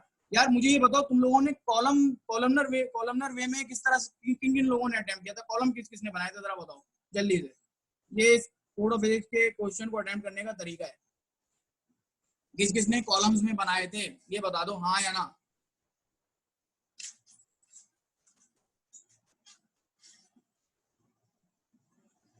यार एक बच्चे ने कहा कि कॉलम नहीं बनाए, 3 स्टेप्स में बता दिए। 8 नंबर का सवाल है यार, तो 8 नंबर के सवाल के अंदर कॉलम तो बनाओ, कॉलम बनाने से ना टाइम सेव होता है, इधर उधर की बातें नहीं रखते। चलो कॉलम नहीं बनाए, चलो कुछ जाने दो। अच्छा सर कॉलम ना, एक बच्चा कह रहा है बनाए थे, अच्छा चलो कॉलम बनाए ना बनाए वो एक प्रेजेंटेशन की बात है, थ्रेड क्या निकाला। सर देखो ये पहला वाला जो पैराग्राफ है ना, इसमें कहा कि क्लोज फ्रेंड है और उसी के कनेक्शन से ऑडिट आया है। इसका मतलब ये है कि ये मैनेजिंग डायरेक्टर चाहेगा कि यार ऑडिट मैनेजर को मैं इन्फ्लुएंस करूं, ऑडिट मैनेजर से मैं कहूं मैं तुम्हारा दोस्त यार हूं, मैं इसको इन्फ्लुएंस कर सकता हूं, मैं इसको फोर्स कर सकता हूं, मैं दोस्ती यारी के कनेक्शन इस्तेमाल करके अपनी मनचाही बातें बनवा सकता हूं ऑडिट में इस ऑडिट मैनेजर से। तो सर इसका मतलब ये है कि इस सिनेरियो में मेरा एक फेमिलियरिटी थ्रेड है, फेमिलियरिटी प्लस इंटिमिडेशन थ्रेड भी है, प्लस ये जो मैनेजर है इसका सेल्फ इंटरेस्ट थ्रेड भी तो है भाई। इसको इसकी वजह से क्लाइंट आया, ठीक है, इसकी वजह से 50% का डिस्काउंट मिल रहा, हो सकता है ये एमडी इसको और भी कुछ नवाज दे। तो कहने का मकसद ये है कि इस तरह की सिनेरियो में ये जो सिनेरियो है क्लोज पर्सनल रिलेशनशिप वाला, यानी फ्रेंडशिप वाले में, क्लोज पर्सनल रिलेशनशिप वाले में सर फेमिलियरिटी, इंटिमिडेशन और सेल्फ इंटरेस्ट थ्रेड होता है। किस फंडामेंटल प्रिंसिपल को सर, ऑब्जेक्टिविटी को। और आपने प्रिंसिपल जरूर हाईलाइट करना है कि कौन सा फंडामेंटल प्रिंसिपल कॉम्प्रोमाइज हो रहा है। यार ये तो जब सिनेरियो जाके देखोगे ना, ये फैमिली और पर्सनल रिलेशनशिप वाला है, मैं लिख देता हूँ, फैमिली एंड पर्सनल रिलेशनशिप्स। बस ये याद रखना कि कोड ऑफ एथिक्स के जब भी क्वेश्चन अटेम्प्ट करोगे ना, तुम पहले ये देख लो कि किस सिनेरियो में गिर रहा है, उस सिनेरियो को तुम जब जाके याद करोगे ना, तो तुम्हें थ्रेड्स भी याद आने शुरू हो जाएंगे। ये यहाँ पे फैमिली मेंबर नहीं है, ये पर्सनल रिलेशनशिप है जो कि फ्रेंडशिप वाली है।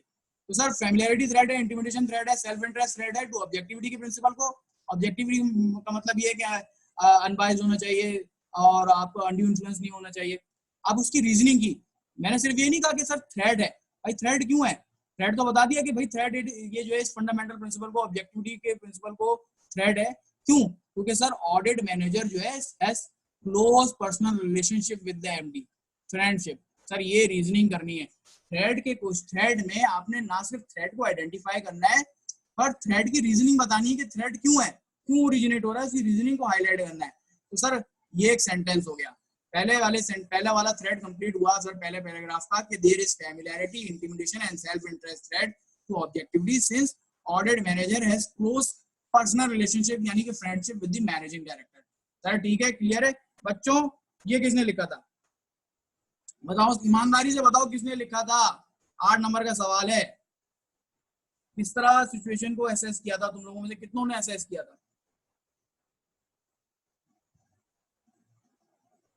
चलो एक बच्चा बता रहा है सेम लिखा था, चलो सही है सर। अच्छा सर दूसरे, अच्छा इसके सेफगार्ड्स लिखा था, चलो सही है, बच्चों ने अटेम्प्ट किया था, अच्छी बात है। अच्छा सर फिर थ्रेड की ना सिग्निफिकेंस को भी इवेल्युएट करना है। अब थ्रेड की सिग्निफिकेंस को मैं इवेल्युएट करते हुए मैं कहूंगा कि यार मैं फैक्टर्स देखूंगा कि यार ये कितना है, ये देखो थ्रेड की सिग्निफिकेंस 3 किस्म की सिग्निफिकेंस होती है, या तो थ्रेड बहुत ज्यादा सिग्निफिकेंट होता है, टू सिग्निफिकेंट होता है, या फिर थ्रेड सिर्फ सिग्निफिकेंट होता है, या फिर थ्रेड इनसिग्निफिकेंट होता है। सर अगर टू सिग्निफिकेंट थ्रेड होता है ना, तो उस सिनेरियो को हम एलिमिनेट कर देते हैं, उस सिचुएशन को हम एलिमिनेट कर देते हैं। यानी जो सेफगार्ड हमारा इस्तेमाल होता है वो एलिमिनेटिंग वाला सेफगार्ड होता है, उस सिचुएशन को एलिमिनेट कर देता है, निकाल देता है। सर अगर सिर्फ थ्रेड सिग्निफिकेंट है तो सर सिचुएशन हम बरकरार रख सकते हैं, लेकिन उस केस में हमें रिड्यूसिंग मिटिगेटिंग सेफगार्ड्स इस्तेमाल करने होंगे। सिचुएशन अपनी जगह रहेगी लेकिन मिनिमाइज हो जाएगी, कंट्रोल हो जाएगी। और अगर सर थ्रेड इनसिग्निफिकेंट है तो सर कोई थ्रेड ही नहीं है। अगर थ्रेड इनसिग्निफिकेंट है तो there is no threat, no safeguard is required. ठीक है, तो सर पहली वाली सिचुएशन को मैंने कहा कि मैं इवेल्युएट करूंगा, to be evaluated it will depend upon कि भाई इन लोगों की आपस में रिलेशनशिप कैसी है, इन दोनों की दोस्ती यारी कितनी है, अच्छी दोस्ती है, बहुत ज्यादा दोस्ती है, बहुत ही ज्यादा गहरी दोस्ती है। फिर मैं ये कहूंगा कि इन दोनों की रेस्पेक्टिव पोजीशंस क्या है अपने अपनी एंटिटीज के अंदर। यार रेस्पेक्टिव पोजीशन तो बहुत अच्छी हैं, एक जो है वो एक जो मैनेजिंग डायरेक्टर है, दूसरा ऑडिट मैनेजर है, तो यार मतलब ठीक ठाक ये इन्फ्लुएंस कर सकते हैं। तो मैंने इसके बाद इसके बेसिस पे नतीजा निकाला कि ये सो सिग्निफिकेंट वाला थ्रेड है, threat assessed as too significant, ये बहुत सिग्निफिकेंट थ्रेड है। तो बेटा जब ये बहुत सिग्निफिकेंट वाला थ्रेड है ना, तो इस केस में हमें कोड ऑफ एथिक्स ये कहता है कि आप सिचुएशन को एलिमिनेट कर दें। तो सर इसमें बेस्ट हल ये है कि मैं ऑडिट मैनेजर को रिमूव कर दूं और असाइन कर दूं एक डिफरेंट ऑडिट मैनेजर को, जो कि इसकी जगह रोल को अज्यूम कर ले।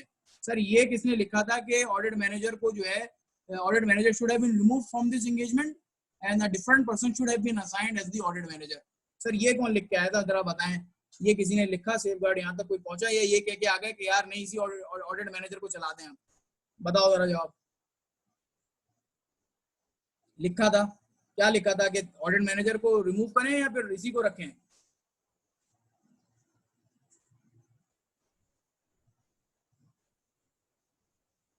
हाँ, मैं कह रहा हूँ कि डिटेल नहीं, मुझे ये बताओ तुम कंक्लूजन पे क्या पहुंचे थे?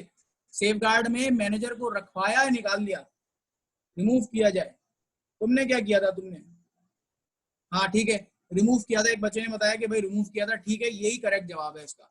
सही है सर। दूसरे वाले पॉइंट पे चलते हैं। दूसरे वाले पॉइंट पे दूसरा जो पॉइंट था, दूसरा पॉइंट जो था वो ये था कि आप ये बताएं कि हाँ उसने ऑफर की थी मैनेजिंग डायरेक्टर ने कि भाई आ जाओ, ऑर्डर तो बन गए, 50% में जिम की मेंबरशिप भी ले लो। तो सर इस केस में भी ये गिफ्ट्स एंड हॉस्पिटैलिटी वाला सीन है।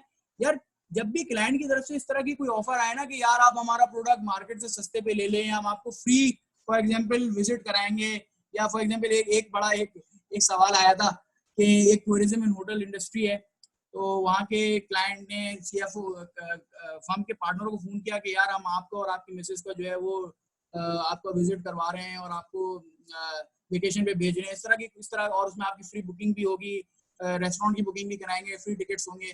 तो आप बताएं कि क्या ये एक्सेप्ट किया जा सकता है या नहीं, ये गिफ्ट्स एंड हॉस्पिटैलिटी क्लाइंट की एक्सेप्ट की जा सकती है नहीं? तो सर हम इसमें ये कहेंगे कि ये गिफ्ट्स एंड हॉस्पिटैलिटी वाला सिनेरियो है, और अगर आपने गिफ्ट्स एंड हॉस्पिटैलिटी वाला सिनेरियो पढ़ा हो तो सर उसमें भी सेम इंटरेस्ट सेम थ्रेड्स होते हैं, यानी फैमिलियरिटी थ्रेड भी होता है, उसमें सेल्फ इंटिमिडेशन, इसमें इंटिमिडेशन थ्रेड भी होता है, और उसमें सेल्फ इंटरेस्ट थ्रेड भी होता है ऑब्जेक्टिविटी को, because client has offering hospitality by giving 50% discount. भाई हॉस्पिटैलिटी है ना, एक तरीके से स्पेशल ट्रीटमेंट है कि भाई जो चीज मैं मार्केट में नहीं दे रहा वो मैं ऑर्डर्स को दे रहा हूँ, तो मैं रियायत भी कोई भी चीज दूंगा तो वो हॉस्पिटैलिटी और वो गिफ्ट्स के जमरे में आएगी ना।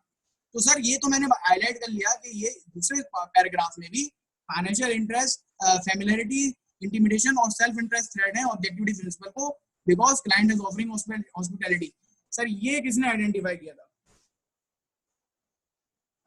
ऐसे तुम बता दो।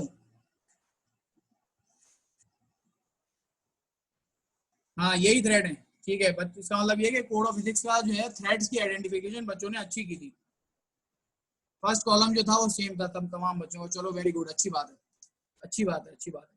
अच्छा यार इसकी आप सिग्निफिकेंस में ये कहेंगे कि भाई ये देखना होगा कि ये जो ऑफर दी है इसकी वैल्यू, नेचर और इंटेंट क्या है, यानी नेचर ऑफर की क्या है, उसकी वैल्यू कितनी है मॉनिटरी टर्म्स में। यार अगर ये हाजी क्लब है जहाँ 350 रुपए की मेंबरशिप है और अगर वहाँ 50% पे वो डिस्काउंट दे रहे हैं, तो क्या यार इससे किसी की क्या इंडिपेंडेंस इंपेयर्ड होगी? 50% का डिस्काउंट एक ऑडिट फर्म के लिए क्या, लेकिन सर ये हाजी क्लब नहीं है, ये तो फॉर एग्जांपल ये तो कोई बहुत ही हाई एंड किस्म का जो है ये जिम है, कंट्री क्लब टाइप का जिम है। तो ये यहाँ पे तो सर यहाँ तो हजारों में होती है, तो मेंबरशिप भी 3-3.5 लाख 5 लाख की होती है पूरे साल की मेंबरशिप की। अगर उसका 50% मिलता है ऑर्डर को तो वो एक मटेरियल वैल्यू होती है। तो यहाँ पे ये कहा जा रहा है कि नेचर देखनी होगी कि किस किस्म की रियायत मिल रही है, उसकी वैल्यू देखनी होगी, और उससे सबसे बड़ी चीज के किस इंटेंशन में दे रहा है। कहीं कोई मैलाफाइंग इंटेंशन तो नहीं है, कहीं ये तो नहीं है कि अभी ऑफर दे दी और बाद में जो है फोर्स करते रहे नहीं हमारी मर्जी से ऑडिट करो। और फिर ये देखना होगा कि ऑर्डिनरी कोर्स ऑफ बिजनेस में है या नहीं है। यानी फॉर एग्जांपल अगर रेस्टोरेंट इंडस्ट्री, होटल इंडस्ट्री है तो होटल की वो फैसिलिटीज दे रहा है। फॉर एग्जांपल अगर कोई जिमिंग इंडस्ट्री है, जिमिंग है तो जिमिंग की फैसिलिटीज दे रहा है। इसको सब लिंक देना बनाना होगा। तो मैं ये कह रहा हूँ कि मैंने इसकी सिग्निफिकेंस जो है वो वैल्यू पे, नेचर पे, इंटेंट की बेसिस पे मैं डिटरमाइन करूंगा। सर इसकी बेसिस पे दो ही बातें होंगी, या तो बहुत ज्यादा सिग्निफिकेंट होगी या इनसिग्निफिकेंट होगी ऑफर। यानी अगर ऑफर जो है वो ट्रिवियल है या इनकॉन्सिक्वेंशियल है, यानी ट्रिवियल है, छोटी सी है, कोई इसकी वैल्यू नहीं है, कोई उसमें बहुत ज्यादा इसके अंदर कोई ऐसा कॉन्सिक्वेंशियल मटेरियल इफेक्ट नहीं है उस ऑफर का, या कोई मटेरियल एडवांटेज नहीं है, तो मैं इसकी in that case offer accept कर सकता हूँ। There will be no need to have a safeguard. But अगर अगर मेरी ऑफर जो है अदर देन ट्रिवियल है, यानी अदर देन ट्रिवियल है, छोटी मोटी नहीं है, और अदर देन इनकॉन्सिक्वेंशियल है, यानी कि कॉन्सिक्वेंशियल है, मोटी ऑफर है, बड़ी ऑफर है, मटेरियल ऑफर है, then in that case threat will be too significant. Yani no safeguard can reduce the threat to an acceptable level, and the firm should not accept such an offer, such an hospitality. Sir ये लिखना था इसका जवाब। आप में से ये कौन लिख के आया? यस और नो में बता दो बस, थोड़ा सा और उसको करते हैं आगे, फिर इसको 5 मिनट में क्लास को जो है ना 5 से 10 मिनट में इसको वाइंड अप करेंगे क्लास को।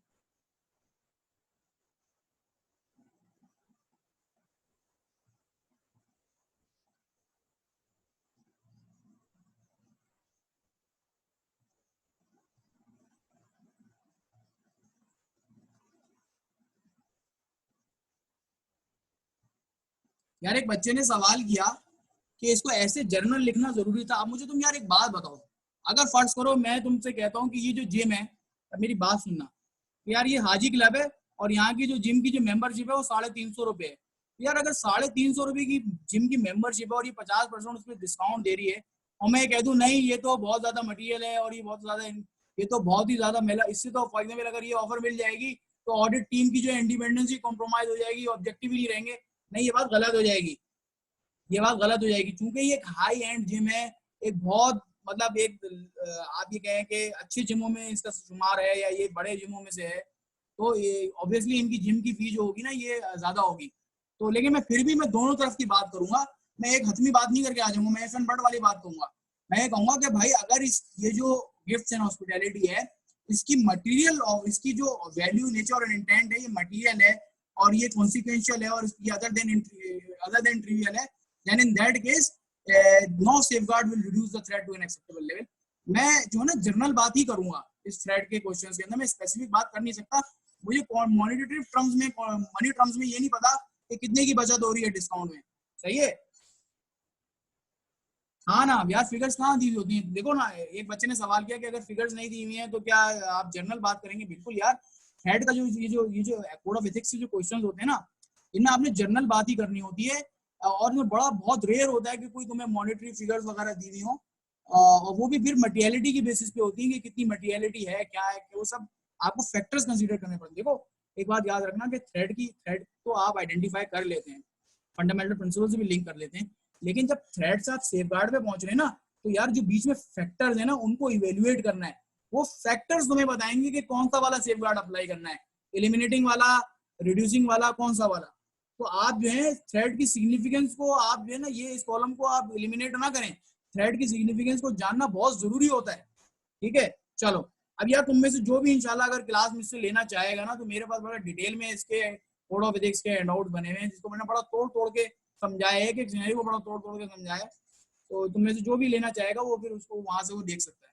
अच्छा सर, चलो आगे चलते हैं सर। आगे की जो है ना थ्योरी बेस्ड क्वेश्चन है, मैं इसको थोड़ा जल्दी जल्दी देख लेता हूँ, इतना ज्यादा लंबे नहीं है। अच्छा ये मजे की बात है कि यार ये जो 3 सवाल आए थे ना, ये जो आखिरी जो 3 क्वेश्चन थे, 10 मतलब क्वेश्चन नंबर 10 था, उसके 3 पार्ट थे यार, ये 16 नंबर फ्री के थे, मतलब समझ लो। ये बिल्कुल ये वो बच्चा है जो रट के भी अगर गया होगा ना, और जिसका रट्टा अच्छा हो वो पास हो गया, वो उसमें 16 में से उसने 12-13 नंबर तो ले लिए होंगे। सर ये क्या था, पहला सवाल पढ़ लेते हैं, क्वेश्चन 10 है। ये कह रहा है state any 4 actions that an auditor should take on identification of fraud risk factor. आया 240 का सवाल है भाई। ये कह रहे हैं कि अगर तुम्हें कोई फ्रॉड रिस्क फैक्टर पता लग जाए, यानी कि अपॉर्चुनिटी, इंसेंटिव और ग्रेजुअल वाला, ये इनका कोई फैक्टर तुम्हें पता लग जाए, यानी तुम्हें ये पता लग जाए कि इस ऑर्गेनाइजेशन में फ्रॉड के फैक्टर्स मौजूद हैं, तो तुम क्या उस कोर्स ऑफ एक्शन होगा? सर बहुत आसान है। अगर मैंने 315 पढ़ा हुआ है तो मैं सबसे पहले रोम को रिवाइज करूंगा, रीअसेस करूंगा, मैं मटेरियलिटी के लेवल को रिड्यूस करूंगा, बढ़ाऊंगा नहीं। जितनी ज्यादा मटेरियलिटी कम होगी उतने ज्यादा ऑडिट प्रोसीजर्स बढ़ाने पड़ेंगे, ऑडिट प्रोसीजर्स बढ़ जाएंगे इन दैट केस। सर मैं प्रोफेशनल स्केप्टिसिज्म के लेवल को बढ़ाऊंगा, एलिमेंट ऑफ अनप्रेडिक्टेबिलिटी इन्वॉल्व करूंगा प्रोसीजर्स के अंदर, मोर रिलायबल ऑडिट एविडेंस लेने की कोशिश करूंगा, और सीनियर्स को इन्वॉल्व करूंगा जिनको ज्यादा एक्सपीरियंस होगा, और एक्सपर्ट्स की इन्वॉल्वमेंट को कंसीडर करूंगा, ताकि फ्रॉड जो है वो प्रॉपर्ली हम आइडेंटिफाई कर सकें, और material misstatement with respect to fraud जो है हमें आइडेंटिफाई हो जाए, और हम अपने रिस्क को केटर कर सकें। ठीक है सर, ये आप लोगों में से होपफुली सभी लोगों ने लिख लिया होगा। अगर अगर और मैं तो बेहतर तो ये कि यार समझ के लिखो, वो ज्यादा अच्छा है। समझ के लिखने से हमेशा फायदा रहता है।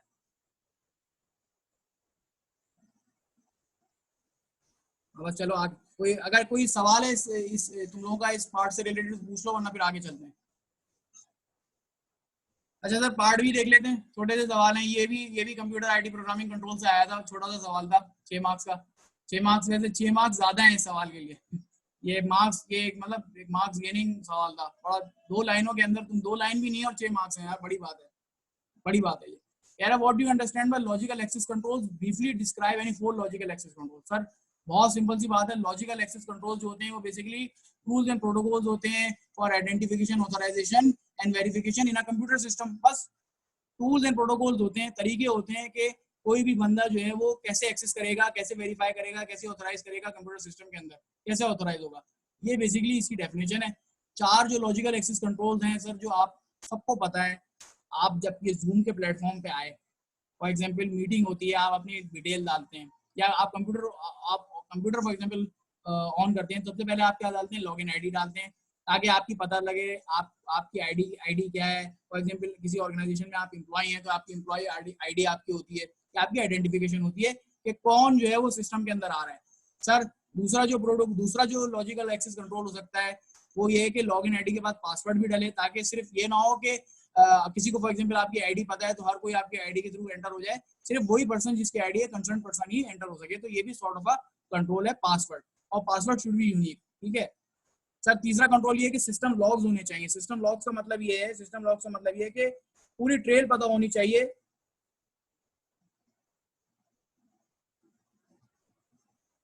यार एक मिनट, तुम लोग तुम्हारा सवाल पढ़ो, मैं जरा ये कंप्लीट कर लूँ, एक बच्चे ने सवाल पूछा है, मैं कंप्लीट कर लूँ फिर तुम्हारे सवाल की तरफ आता हूँ। सर तीसरा ये कि सिस्टम लॉग्स होने चाहिए। सर सिस्टम लॉग्स का मतलब ये है कि आपको ये पता लगना, सिस्टम ये बताए कि किस स्टेज पे किस पर्सन ने इन किया था, किस पर्सन ने ट्रांजेक्शन को एंटर किया था, किस पर्सन ने ट्रांजेक्शन को वेरीफाई किया था, और किस पर्सन ने ट्रांजेक्शन को अप्रूव किया था। यानी लॉग बना के रखा हुआ है हर एक्टिविटी का, जो कि सिस्टम में परफॉर्म हो रही है, उसके अगेंस्ट जो यूजर है उसका एक लॉग बना के सिस्टम रखे। ये सॉर्ट ऑफ कंट्रोल है, ताकि पता लग सके कि किसने कौन सी एक्टिविटी परफॉर्म की थी। फॉर एग्जाम्पल अगर कोई परपिट्रेटर आ गया सिस्टम के अंदर और उसने कॉन्फिडेंशियल इन्फॉर्मेशन को सीक कर लिया, कॉन्फिडेंशियल इन्फॉर्मेशन कॉपी कर ली, तो सिस्टम लॉग्स बता देंगे। सर सिस्टम लॉग्स जो है ना, basically they serve the purpose of audit trail. System logs जो है ना ऑडिट ट्रेल देते हैं, ये याद रखना, सिस्टम लॉग्स ऑडिट ट्रेल देते हैं। अच्छा सर, चौथा कंट्रोल जो है ना, वो आपके ये कि एसेस राइट्स की डिस्ट्रीब्यूशन होनी चाहिए। जो एम्प्लॉय जो कंसर्न राइट्स हैं सिर्फ वही देने चाहिए, तमाम राइट्स आपके पास नहीं होने चाहिए। फॉर एग्जाम्पल अगर एक एम्प्लॉय जो फॉर एग्जाम्पल और ऑडिटर्स हैं, मिसाल के तौर पे ऑडिटर्स हैं, ऑडिटर्स आते हैं, तो ऑडिटर्स को आप जीएल के सिर्फ व्यूइंग राइट्स दोगे ना, आप जीएल के आप उनको रीड एक्सेस दोगे, उनको एडिट एक्सेस तो नहीं दे दोगे ना, वो जीएल में एंट्री तो पास नहीं कर सकता ऑर्डर। तो access rights distribution and allocation is also a sort of control, because it restricts you. Access rights restrict करते हैं टुवर्ड्स योर पर्टिकुलर डोमेन, बस जो डोमेन है उसी में रहना है। तो एक्सेस राइट्स भी होनी चाहिए, it is a sort of logical access control. तो भाई ये बात कौन कौन आई होप कि तुम लोग सब लिख के आए होगे, ये बहुत आसान सवाल था, तुम लोग लिख के आए हो, जरा बताओ।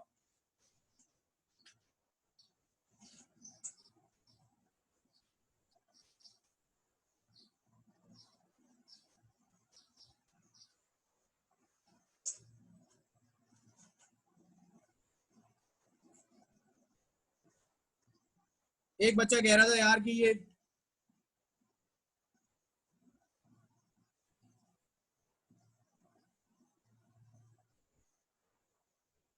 एक बच्चा बता रहा है कि यार वो ये अटेम्प्ट नहीं कर सका, उसने पढ़ा नहीं था, तो कोई कोई बात नहीं यार, इसको सीरियस नहीं लो, इंशाल्लाह नेक्स्ट अटेम्प्ट में जो है वो आईटी प्रोग्रामिंग और कंट्रोल्स का एरिया भाई करके जाना।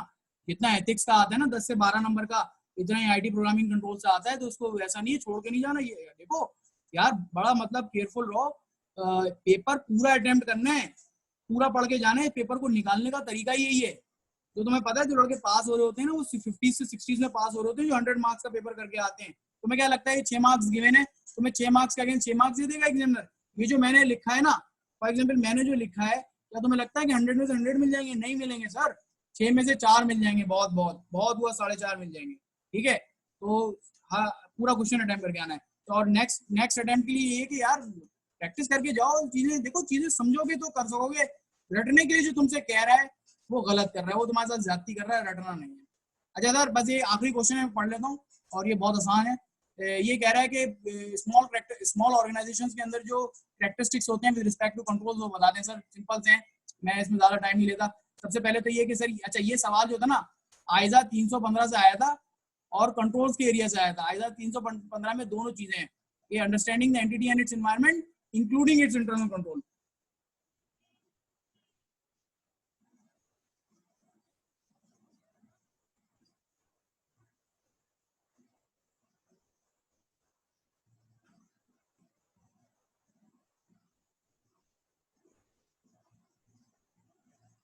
यार एक बच्चा कह रहा है कि पिछली अटेम्प्ट में आ गया था, तो इस अटेम्प्ट में उसे लग रहा था कि ये नहीं आएगा।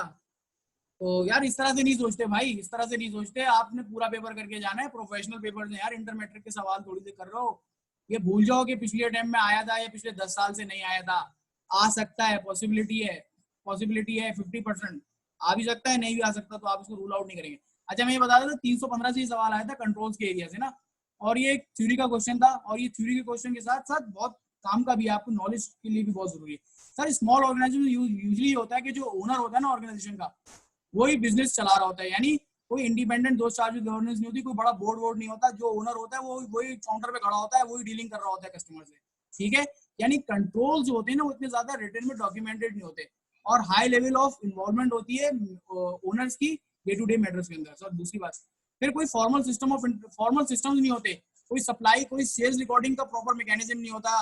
ये नहीं कि फॉर एग्जाम्पल आपके पास आपने सेल्स की, सेल्स के लिए आप पहले आप डिस्पैच नोट बनाएंगे और उसके लिए पूरा सेल्स का डिपार्टमेंट हो, सेल्स ऑर्डर आए, नहीं भाई दुकान पे आया, भाई ये मुझे दे दो 10 किलो आटा दे दो, ले लो 10 किलो आटा, उसने तोला दे दिया। ठीक है, तो कोई फॉर्मल सिस्टम नहीं होगा, कोई ट्रेल्स नहीं होंगी जिनकी बेसिस पे आप बिजनेस साइकिल्स को आप मॉनिटर कर सकें। ठीक है सर, 14 ये होता है, ये फीचर होता है कि सर सेग्रीगेशन ऑफ ड्यूटीज नहीं होती। हाँ भाई बंदे रख ही नहीं सकते, इतना अफोर्ड ही नहीं कर सकते। जो बंदा ट्रांजेक्शन एंट्री बना रहा है वही प्रिपेयर कर रहा है, वही वेरीफाई कर रहा है, वही ऑथोराइज कर रहा है। तो same person is doing the authorization verification, कोई इंडिपेंडेंट चेक नहीं होता उसके ऊपर। अच्छा सर ये तो कंट्रोल के फीचर्स हो गए, और जो इंपॉर्टेंट रिस्क होते हैं जो कंट्रोल से रिलेटेड होते हैं वो यही होते हैं कि यार ग्रेटर पोटेंशियल होता है for management override of controls, यानी इसका मतलब ये है कि फ्रॉडुलेंट फाइनेंशियल रिपोर्टिंग हो सकती है, और risk of material misstatement in a small organization usually ज्यादा होता है। उसको उसको रिजॉर्ट करने के लिए हम क्या करते हैं, हम अपने डिटेक्शन रिस्क को कम करते हैं, तो इसकी वजह से ओवरऑल हमारा ऑडिट रिस्क एक एक्सेप्टेबल लेवल तक रहता है। ये हम जब 315 देखेंगे तो वहां पे भी पढ़ लेंगे। और सर आपको बताया कि ऑडिट ट्रेल तो यूजुअली होती ही नहीं है, तो जब ऑडिट ट्रेल्स नहीं होंगी तो आप प्रॉपर तरीके से ऑडिट नहीं कर सकते, ऑडिट नहीं कर सकते प्रॉपर तरीके से, यानी कंट्रोल बेस्ड अप्रोच आप फॉलो नहीं कर सकते, आपको कंट्रोल बेस्ड या सिस्टम बेस्ड अप्रोच आप फॉलो नहीं कर सकते। इस approach not applicable, not suitable, आप इसमें ओनली सब्टेंटिव अप्रोच।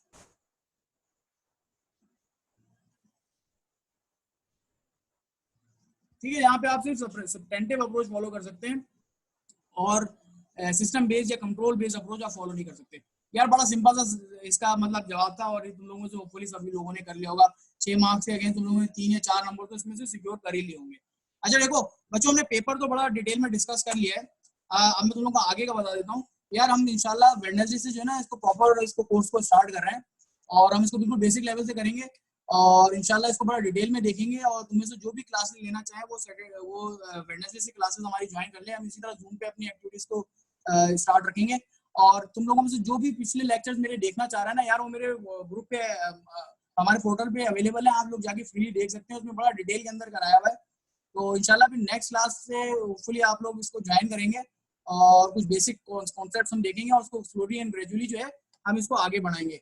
अच्छा बस मैं आपको ये बता दूं यार, ऑडिट में ना बस थोड़ा सा 2 मिनट बस और लूंगा तुम लोग यार, बस ये याद रखना, मैं जो तुम लोगों को ऑडिट पढ़ाऊंगा ना, मैं तुम लोगों को बड़ा मेथोडोलॉजिकल वे में पढ़ाऊंगा, मैं तुम लोगों को फेजेस वाइज पढ़ाऊंगा। ऑडिट की हमारी 4 फेजेस होती हैं। प्लानिंग फेज होती है हमारी, number 1 execution, number 2, number 3 conclusion, number 4 reporting. ये मेरी शुरू की क्लासेस तुम लोग उठा के देख सकते हो, तुम्हें थोड़ा सा और क्लैरिटी हो जाएगी। तो भाई मैं तुम लोगों को ना फेजेस वाइज पढ़ाऊंगा ऑडिट, और उसमें तुम्हें क्लैरिटी होगी। कोई भी काम जो है ना वो हम किसी सीक्वेंस के तहत करते हैं। तो सीक्वेंस में जो पहले स्टेप्स होते हैं ना, स्टेप वाइज ही हमें चलना होता है। ये नहीं होगा कि मैं स्टेप 4 पहले तुम्हें समझा दूं, पहले तुम्हें रिपोर्टिंग पढ़ा दूं, रिपोर्ट्स क्या होती हैं, बाद में तुम्हें बताने बैठूं कि ऑडिट का मकसद क्या है और ऑडिट में ऑडिट रिस्क क्या है, ठीक है ना, ऑडिट के प्रोसीजर्स क्या है। भाई मैं तुम्हें फेज वाइज लेके चलूंगा ताकि तुम ऑडिट समझ सको, ताकि तुम प्रॉपर प्लानिंग कर सको। तो इंशाल्लाह यार नेक्स्ट क्लास हम वेडनेसडे से रख रहे हैं और वेडनेसडे से इसको बाकायदा डिटेल में स्टार्ट करेंगे। तुम लोगों से यार जिन लोगों के पेपर रह गए, कोई मसला नहीं है, टेंशन नहीं लो, जिंदगी में इंसान फेल होता है, बस ये है कि इंसान गलती से सीखे अपनी। और यार आपके टीचर्स हैं, इन्होंने भी गलतियां की, हमने भी गलतियां की हैं, गलतियां करके सीखी हैं। बस किसी भी चीज को आप ज्यादा दिल दिमाग पे ना लें, और बस यही याद रखें कि आपने गलती की है, उसको आपने ठीक करना है। और इंशाल्लाह जब आप समझ जाएंगे ना कि हमने गलती क्या की और गलती को ठीक करने की तरफ जाएंगे, तो फिर आप आगे बढ़ जाएंगे, फिर आपको कोई रोक नहीं सकता। इंशाल्लाह फिर यार नेक्स्ट क्लास जो है ना हम वेडनेसडे से कर रहे हैं। आप अपने दोस्तों यारों को कम्युनिकेट कर दीजिएगा, और फिर आपके जो आगे का प्रोसेस होगा फिर वो आपको फिर हम ब्रीफिंग देंगे। ठीक है इंशाल्लाह, चलें फिर मिलते हैं।